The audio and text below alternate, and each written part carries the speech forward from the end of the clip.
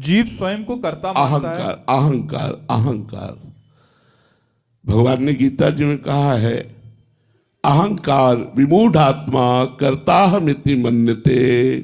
अहंकार अज्ञानी अपने को कर्ता मानता है। अहंकार, ये जो मैं करता हूं ना, मैंने ये किया, मैंने किया, मैंने ये किया और मैं ये करूंगा, ये अहंकार है। और इसी का नाश हो जाना मोक्ष है, इसी का समर्पित हो जाना भक्ति है। भक्ति में समर्पण है, ज्ञान में इसका नाश है, अज्ञान का नाश। ये अज्ञान ही अहंकार है। संस्कृति मूल सूल प्रदनाना, सकल शोक दायक अभिमाना। ताते करें कृपा निधि दूरी, सेवक पर ममता अति भूरी। भगवान ही इस अहंकार को मिटा दे, नहीं तो यह अहंकार बना ही रहता है और दुर्गति का कारण बनता है। जैसे आपने 500 संतों को भोजन पवाया, तो 500 संतों को पता भी नहीं चलना चाहिए कि भोजन किसने पवाया, लेकिन वो फूला फूला इतना घूमेगा और अपने मित्रों में, रिश्तेदारों में, फोन सारे पुण्य नष्ट कर रहा है। सारे अपने सुकृत जो संतों को पवाने से वो सारे सुकृत नष्ट कर रहा है। अच्छा, दान पुण्य तीर्थ याटन तपस्या सबको चाट जाता है अहंकार। ये अहंकार बहुत बड़ा अजगर है, सबको लील जाता है। अब हमें इस अहंकार से ज्ञान बचाता है। हमने देखा, कानपुर में हम थे जब सन्यास में, तो एक आते थे मैदा फैक्ट्री के मालिक, लेकिन वो सुलझे हुए इतने थे, संत थे वो, इतना बड़ा वैभव, ऐसे संत। अब उन्होंने यज्ञ कराई, करोड़ों की यज्ञ कराई पूरे कानपुर में, कोई भी खाए पिए आके सब। और वो क्या करते थे जानते हो?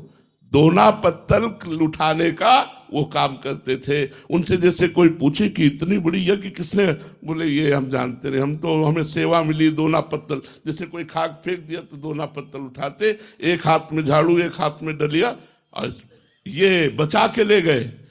कोई नहीं जान पाया और बचा के ले गए अपने पूरे पुण्यों को। और यहाँ पोस्टरों पे छपाया जाता है, नहीं छपाया जाता। ये अहंकार, अहंकार को जिसने मिटा दिया वही भक्त, वही ज्ञानी। ये सब कर्ता भाव अहंकार का ही है। अहंकार हट जाए, जीवन मुक्त हो जाओ। अहंकार ही बंधन का कारण, संस्कृति मूल, जन्म मरण का मूल चक्र यही अहंकार है। और ये अहंकार बर्दाश्त नहीं करेगा कि वो ओपन न करे। दान ऐसे दिया जाता है कि दाहिने हाथ से दे दो, बाएं हाथ को पता न चले कि क्या दिया गया।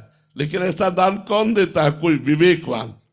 नहीं तो प्रायः रहता है कि कुछ लोग तो जाने, कुछ लोग जाने कि हमने कुछ दिया है जिससे हमारे अहंकार को सुख मिलता है। जो आपको लाभ मिलना चाहिए था वो लाभ नहीं मिल पाएगा। इसीलिए प्रायः लोग दान पुण्य और तीर्थयाटन, बड़े बड़े व्रत करके भी जो लाभ मिलना चाहिए वो नहीं ले पाते, क्योंकि वो गाते हैं, वो अपने मुख से अपनी प्रशंसा करते हैं, अपने दान और तप का वर्णन कर देते हैं, जिससे उसका प्रभाव क्षीण हो जाता है। जो फल मिलना चाहिए वो उसे नहीं प्राप्त हो पाता है। तो ये कर्ता भाव अहंकार है, और इसी अहंकार को मिटाने के लिए साधना है, सत्संग है, शास्त्र स्वाध्याय, संतों की कृपा, गुरु की कृपा, भगवान की कृपा, इसी से अहंकार नष्ट होता है। महाराज जी, अहंकार युक्त जो जीव से क्रियाएं कराई जा रही हैं, ये प्रारब्ध कर्म के प्रेरित होके ही होता है? नहीं, 3 गुणों से। प्रारब्ध तो केवल शुभ अशुभ का फल देगा। कर्म 3 गुणों से प्रेरित होकर होता है, सतोगुण, रजोगुण, तमोगुण।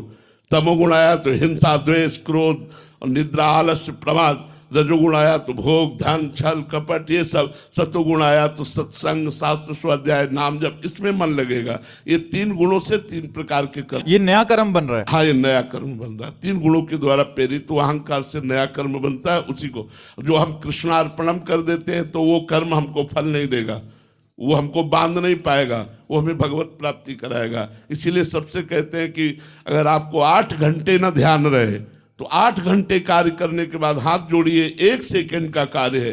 हे प्रभु, अमुक समय से लेकर अमुक समय तक जो हमने नौकरी किया, जो हमने क्रिया किया, प्रभु ये कर्म आपको समर्पित, कृष्णा अर्पणमस्तु। बड़ा मंगल हो जाएगा, आप देख लीजिए, बड़ा मंगल हो जाएगा। बिना किसी प्रयास के आप भगवत प्राप्ति कर लेंगे। जब आपको समय मिले राधा राधा उच्चारण कर लिया और जो कर्म है वो भगवान को समर्पित कर दिया और कोई पापाचरण न किया, तो इसी जन्म में आप आनंदित हो जाएंगे। और आपका जो अगर अगला जन्म हुआ तो बहुत जोर का जन्म होगा, और अगर कहीं अंतिम समय भगवान का स्मरण आ गया तो भगवत प्राप्ति हो जाएगी। श्री राधा वल्लभ लाल की जय।